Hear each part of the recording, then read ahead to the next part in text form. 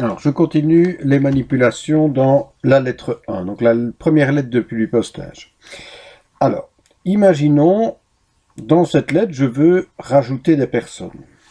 Donc, pour le moment, j'ai en tout 13 personnes parce que dans ma source de données, j'ai encodé 13 personnes. Si je veux rajouter une personne, j'ai une première possibilité qui consiste simplement à rentrer dans la source de données. Dans cette source de données, on va simplement rajouter une ligne. Et puis, on va tout simplement encoder les informations sur cette ligne.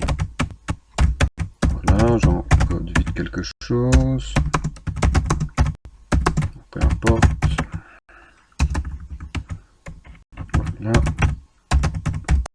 Voilà. Et donc, une fois que j'ai encodé, je vais simplement cliquer sur la disquette pour sauvegarder les modifications. Et à ce moment-là, lorsque je vais reprendre ma lettre, eh bien, automatiquement, j'ai une personne supplémentaire, la personne que je viens d'encoder dans ma source de données.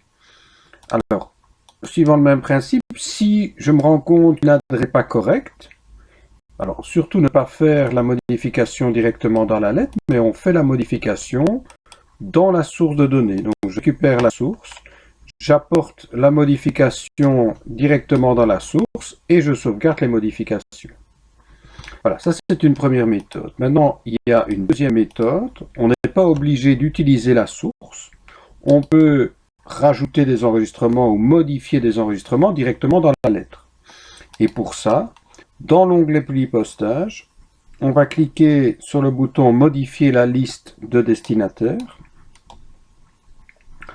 On va cliquer ensuite ici sur la source de données et on va la modifier via le bouton Modifier.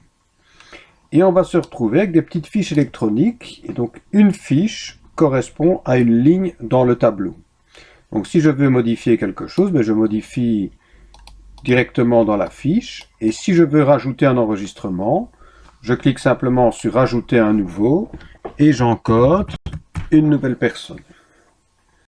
Et une fois que c'est encodé, je ferme, je valide en cliquant OK, et j'ai donc une personne supplémentaire.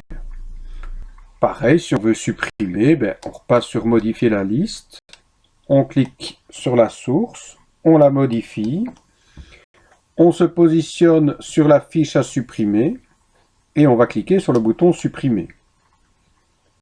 On ferme, OK, et puis il ne faut pas oublier la disquette pour sauvegarder les modifications.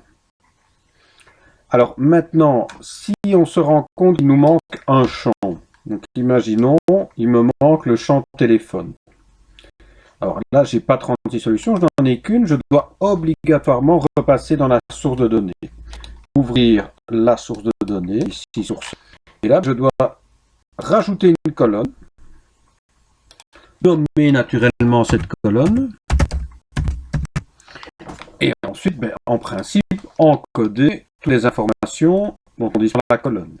Je ne vais pas le faire ici, je vais juste garder directement mes modifications. Et à partir de là, ça veut dire que dans ma lettre, j'aurai à disposition le champ que je viens de rajouter dans ma source. J'attends un peu parce que ça bug. Voilà.